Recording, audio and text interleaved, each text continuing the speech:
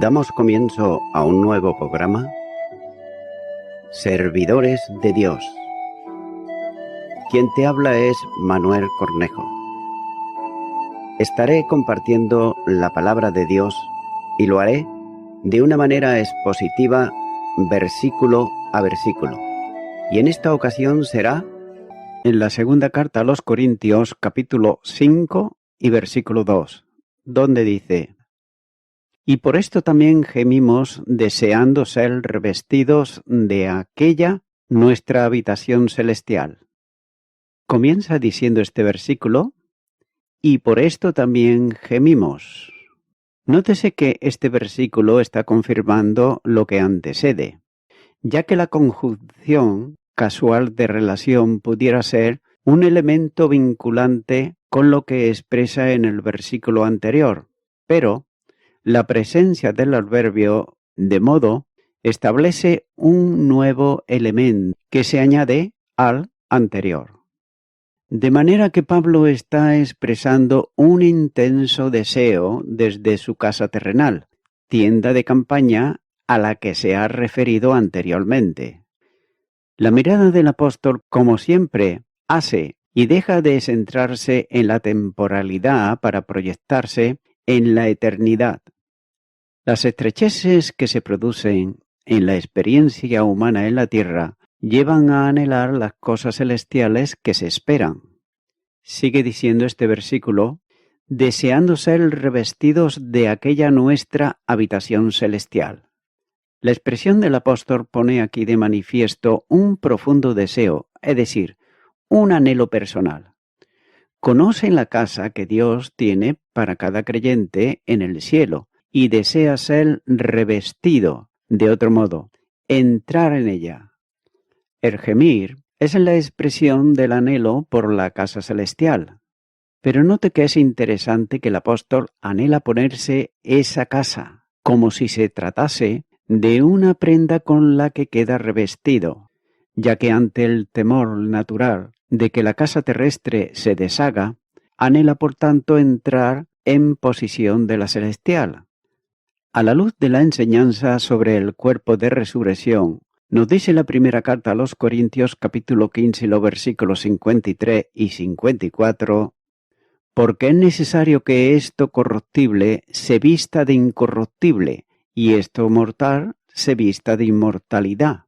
Y cuando esto corruptible se haya vestido de incorruptible, y esto mortal se haya vestido de inmortalidad, entonces se cumplirá la palabra que está escrita: sorbida es la muerte en victoria.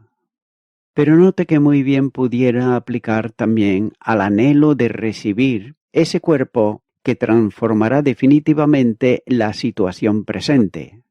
Sin embargo, no debe de olvidarse el contexto inmediato del versículo anterior, ya que el anhelar la casa celestial no supone que no estuviese pensando también en el cuerpo de resurrección que el creyente recibirá en la venida del Señor, y de ahí el término revestirse, que es ponerse encima algo, en ese caso, entrar en posición del cuerpo de resurrección. Pero más bien está anhelando la morada eterna en contraposición con la casa temporal. En el anhelo firme de cada creyente, que en medio de las pruebas y también las dificultades de la vida, escucha la promesa de Dios cuando dice: voy pues a preparar lugar para vosotros, y os tomaré a mí mismo. Evangelio de Juan, capítulo 14, y los versículos del 1 al 4. Continúo ahora con el versículo 3, donde dice: pues así seremos hallados vestidos y no desnudos. Note que este es otro de los versículos que tienen dificultad interpretativa, ya que el problema está en dar el sentido al verbo y al adjetivo oponentes en la oración. Por un lado está vestirse o incluso revestirse. En sentido general sería poner un vestido sobre sí. Luego el adjetivo literalmente es desnudo. De modo que es preciso determinar de qué se viste o se reviste y de qué se está desnudando. Indudablemente debe dejarse a un lado la interpretación que los gnósticos hacían, entendiendo ellos que el cuerpo era malo. Por tanto, era una bendición ser desnudado de él, para dar libertad al espíritu, que era la parte buena en el individuo. Pero esto note que contradice abiertamente el deseo de Pablo de ser revestido de la habitación personal. Y nuevamente aparece la propuesta que algunos hacen de que el creyente recibe un cuerpo intermedio entre la muerte y la resurrección final del cuerpo, como si Dios proveyese de ese cuerpo al creyente durante el transcurso de ese tiempo. Ya se ha considerado antes que no hay base bíblica para pensar de esa manera. Se remite al lector entonces al comentario hecho en el versículo 1, donde se han presentado opciones distintas y también finales, lo que a mi entender es la más consecuente bíblicamente hablando, es decir, el deseo del creyente es el encuentro revestido con la justicia de Dios o despojado de su ropa. Cabe aquí solo hacer mención de 3 posiciones principales entre los exegetas. Por un lado, Calvino, entre ellos, considera que las palabras vestido y desnudos deben de entenderse como referencia al estado espiritual del alma. De otro modo, los impíos serán presentados desnudos ante Dios, porque no tienen posibilidad de poner sobre ellos la justicia de Cristo, mientras que por otro lado los creyentes comparecerán ante Él revestidos de la gloriosa vestidura de la inmortalidad. Así el apóstol habla de 2 clases de vestidos, uno que se recibe en esta vida y otro, la gloria inmortal que se recibe al morir. Indudablemente, el segundo sería consecuencia del primero, es decir, el vestido de gloria no puede obtenerse sin el de la justificación, como si dijese que una vestidura está preparada en la muerte del creyente, porque ha sido revestido ya en esta vida. Con todo de ser muy respetable, esta interpretación no satisface el entorno textual del versículo, ya que antes se enseña que, como revestidos con nuestra casa en los cielos, versículo 2, mientras que en este se afirma que como vestidos, a fin de que no estemos desnudos todavía más. En el siguiente se habla de gemir de los creyentes para no ser desnudados. Por otro lado, también otros entienden que se trata aquí del cambio transformador, que tendrá lugar con los creyentes vivos cuando Cristo venga para recoger a los suyos. Pero en ese sentido, lo que debiera de entenderse según esta interpretación es que cuando Jesús aparezca, los creyentes vivos serán transformados, recibiendo o poniendo en la figura el cuerpo de la resurrección sobre el cuerpo actual que quedará sustituido y no será desnudado, quedando como espíritus sin cuerpo, sino revestidos. La tercera interpretación entiende que el apóstol está refiriéndose a la casa celestial a la que ya anteriormente se ha aludido, de modo que no el creyente no será hallado desnudo, es decir, sin morada en los cielos, ya que de la casa celestial se habla como de ser revestido. En ese caso, estaría diciendo que si la muerte, al tener una casa en los cielos, anhela entrar en ella, cuando la existencia en la tienda de campaña cese. Pero es necesario para tomar una posición sobre el texto entender que la resurrección es doctrina fundamental. Y la enseñanza de Jesús es bien clara, cuando dice en el Evangelio de Juan, capítulo 11, los versículos 25 y 26. Le dijo Jesús: yo soy la resurrección y la vida. El que cree en mí, aunque esté muerto, vivirá. Y todo aquel que vive y cree en mí, no morirá eternamente. ¿Crees esto? La enseñanza de Pablo es también concreta, ya que enseña sobre el cuerpo nuevo en la resurrección, como señala la primera carta a los Corintios, capítulo 15, y los versículos 37 al 49. Y del mismo modo enseña la presencia espiritual con Cristo después de la muerte. Filipenses, capítulo 3, y los versículos 20 y 21 dice: Mas nuestra ciudadanía está en los cielos, de donde también esperamos al Salvador, al Señor Jesucristo, el cual transformará el cuerpo de la humillación nuestra para que sea semejante al cuerpo de la gloria suya, por el poder con el cual puede también sujetar a sí mismo todas las cosas. Al mismo tiempo también se está refiriendo a una transformación de los cuerpos de los creyentes en el traslado de la Iglesia, como acabo de leer. Por tanto también se remarca el hecho de la resurrección de los muertos, como señala la primera carta a los Tesalonicenses, capítulo 4 y versículo 16. Esa es también la enseñanza del apóstol Juan, que menciona el concepto de transformación, cuando dice en su primera carta de Juan, capítulo 3, los versículos 1 al 3, Mirad cuán amor nos ha dado el Padre para que seamos llamados hijos de Dios. Por esto el mundo no nos conoce, porque no le conoció a Él. Amados, ahora somos hijos de Dios y aún no se ha manifestado lo que hemos de ser, pero sabemos que cuando Él se manifieste, seremos semejantes a Él, porque le veremos tal como Él es. Y todo aquel que tiene esta esperanza en Él, se purifica a sí mismo, así como Él es puro.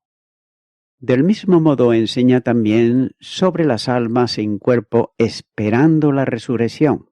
Apocalipsis capítulo 6 versículo 9 dice: Cuando abrió el quinto sello, vi bajo el altar las almas de los que habían sido muertos por causa de la palabra de Dios y por el testimonio que tenían. El apóstol Juan hace mención a la resurrección futura también, cuando dice en Apocalipsis capítulo 20 versículo 4, y vi tronos, y se sentaron sobre ellos los que recibieron facultad de juzgar, y vi las almas de los decapitados por causa del testimonio de Jesús y por la palabra de Dios, los que no habían adorado a la bestia ni a su imagen, y que no recibieron la marca en sus frentes ni en sus manos, y vivieron y reinaron con Cristo 1000 años. Por tanto, lo que debiera de entenderse en este versículo es el deseo de ser transformado en lugar de ser revestido, esto es, no pasar por la muerte, por tanto, no esperar al tiempo de la resurrección, al ser transformado directamente. He aquí, os digo un misterio, no todos dormiremos, pero todos seremos transformados. Primera carta a los Corintios, capítulo 15 y versículo 51. Esto evitaría el ser hallado desnudo, es decir, sin cuerpo. Sin embargo, estaría presente al Señor, pero solo con su parte espiritual. Continuará con el versículo 4, donde dice: Porque asimismo los que estamos en este tabernáculo gemimos con angustia, porque no quisiéramos ser desnudados, sino revestidos, para que lo mortal sea absorbido por la vida. Comienza diciendo este versículo: porque asimismo los que estamos en este tabernáculo. El mismo tema continúa en el versículo, ya que Pablo habla en general de los que estamos en la tienda de campaña, nueva alusión al cuerpo que ahora tenemos. Esta es la tienda mencionada ya anteriormente en el versículo 1. En esta situación de este versículo dice que gemimos, describiendo una situación de angustia, ya que la carga de la circunstancia del entorno producen gemidos, indicando concretamente en la relación con Pablo la angustia que le producía el estar siempre esperando la muerte, además de los conflictos, las prisiones, los acontecimientos en el camino, los naufragios, los problemas en las iglesias y otras muchas adversidades. Por esa razón, el profundo anhelo de ser un mundo mejor llena su mente y descansa en esperanza. Esa es la razón por la que al final del capítulo anterior toma aliento al ver las cosas que no se ven, la esfera de la seguridad, esperanza, dejando a un lado las presentes que se ven, pero que son momentáneas y también pasajeras, frente a la condición eterna de las que no se ven. Sigue diciendo este versículo: gemimos con angustia porque no quisiéramos ser desnudados. Pero, ¿es este el motivo de gemir angustioso? Si fuese la inquietud de la que se comenta en el párrafo anterior, tendría que haber aquí una construcción diferente. Note que el pronombre relativo que orienta a la razón de ese gemir, ya que no es por lo que supuestamente presenta una situación de angustia, sino por lo que sigue, de modo que aquí quiere decir gemimos no por causa o por las aflicciones, porque no deseamos ser desvestidos.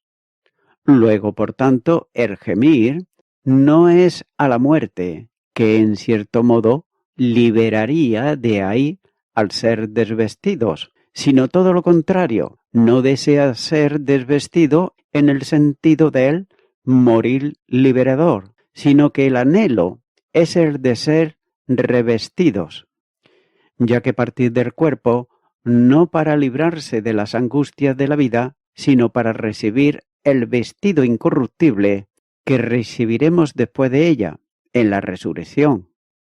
Además, el ser revestidos, como se ha considerado anteriormente, tiene que ver con el acceso a la casa en los cielos, donde la parte espiritual del hombre creyente estará presente con el Señor, en espera de la resurrección del cuerpo cuando Él regrese. Sigue diciendo este versículo: sino revestidos para que lo mortal sea absorbido por la vida. Esta última frase confirma y también puntualiza lo considerado en el párrafo anterior, ya que el gemir angustioso tiene que ver también con la desesperación de lo que es temporal, la tienda de campaña, que será anulada totalmente por la vida. Y ya lo había enseñado antes a los Corintios, en la primera carta, en el capítulo 15 los versículos 53 y 54. Luego no era la muerte como liberación de las pruebas lo que anhelaba, sino que ésta lo elevara a la posición más alta, en la que todo lo mortal, pasajero e incluso carnal sea absorbido, literalmente, devorado, consumido por completo por la vida. Y esta es también la enseñanza del Antiguo Testamento, en donde la muerte es absorbida en victoria, como señala Isaías capítulo 25 y versículo 8. La idea de que Pablo estaba angustiado por el hecho de morir y que no quería ser desvestido del cuerpo para no estar como espíritu descarnado en la presencia de Dios, no se sustenta en el versículo, sino todo lo contrario. No se trata de liberación, sino de tránsito, es decir, no pide la muerte, sino que anhela la vida perfecta después de ella. Esta es la manera natural de todo cristiano, como consecuencia de la esperanza de gloria que es Cristo en cada uno. La esperanza cristiana no son cosas, sino la presencia del Señor de gloria en nosotros. Continuará con el versículo 5, donde dice: mas el que nos hizo para esto mismo es Dios, quien nos ha dado las arras del Espíritu. Comienza diciendo este versículo mas el que nos hizo para esto mismo es Dios. Nota aquí una doble garantía en la seguridad y esperanza, ya que primeramente el propósito divino nos hizo para esto mismo. El propósito de Dios para el creyente es inalterable y forma parte del decreto divino, ya que Él nos predestinó para esto mismo. Romanos capítulo 8 y versículo 30.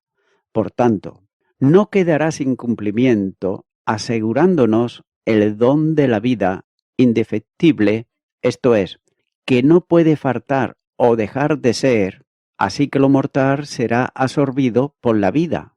Primera de Corintios capítulo 2, versículo 9. Este es el propósito divino en la elección de los creyentes. Efesios capítulo 1 y los versículos 3 al 5.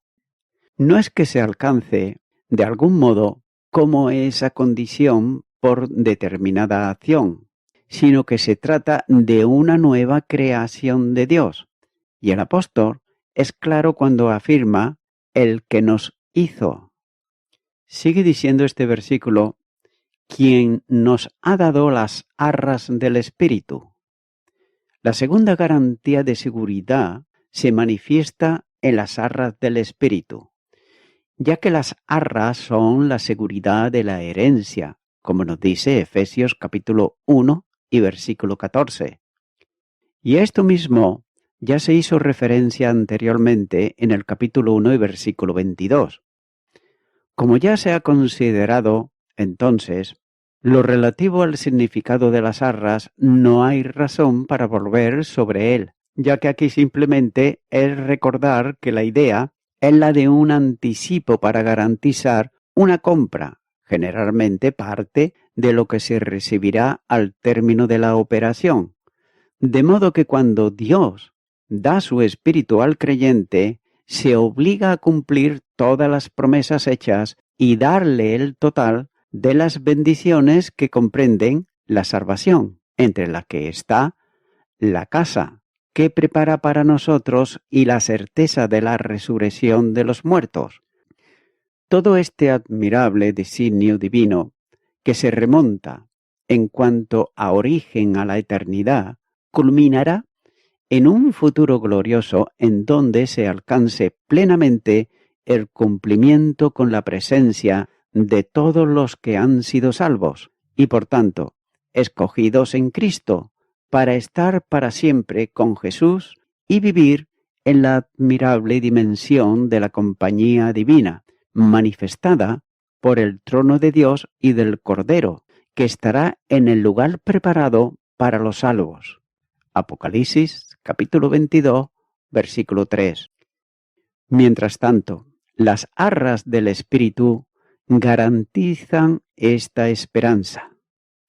Y el Espíritu recuerda al creyente la herencia obtenida en Cristo, como señala Efesios capítulo 1 y versículo 11, ya que el creyente es heredero de Dios y coheredero con Cristo. Romanos capítulo 8 y versículo 17. También tenemos la firme seguridad de que el Espíritu de Dios que está en nosotros realizará el propósito divino hasta introducirnos en la gloria, transformándonos a la semejanza del Señor. Y voy concluyendo con esto. Es Dios que nos dispuso para esto mismo, es decir, para la redención del cuerpo. Será la culminación de sus gloriosos propósitos para nosotros. Somos hoy redimidos por lo que respecta a nuestro espíritu y alma, pero luego la redención incluirá también el cuerpo. Solo piensa en esto, y es que Dios no hizo con esa meta a la vista, el estado glorificado, una casa no hecha con manos, eterna en los cielos. ¿Y cómo podemos estar seguros de que tendremos un cuerpo glorificado? La respuesta es que Dios nos ha dado las arras o garantía del Espíritu.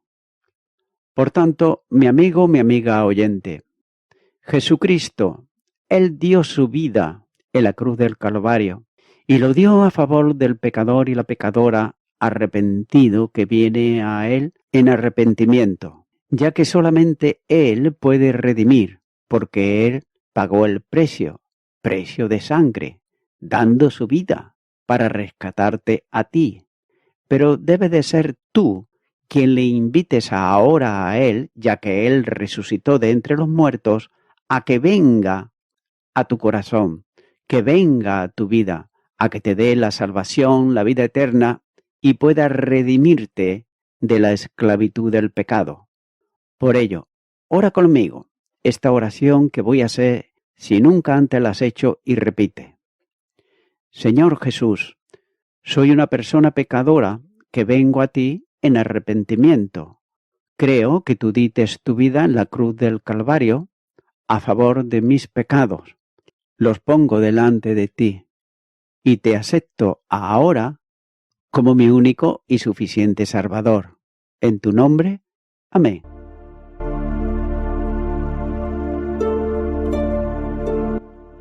Amigo y amiga oyente, si tú has hecho esta oración de corazón, te recomiendo que comiences a orar a Dios, en primer lugar, en el nombre del Señor Jesucristo.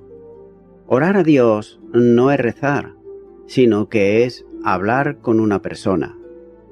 También te recomiendo que leas la palabra de Dios y lo hagas a diario. Comienza, por ejemplo, con el Nuevo Testamento. Y también, por último, te recomiendo que para que puedas crecer espiritualmente, te congregues en una iglesia cristiano-evangélica, donde se predique, se enseñe y se practique la sana doctrina y la palabra de Dios. Congrégate ahí y con el tiempo podrás crecer espiritualmente y también servir al Señor Jesucristo. Que Dios te bendiga. Y a toda la audiencia, nuevamente ya me estoy despidiendo de todos ustedes y será hasta el próximo programa. Que Dios os bendiga a todos.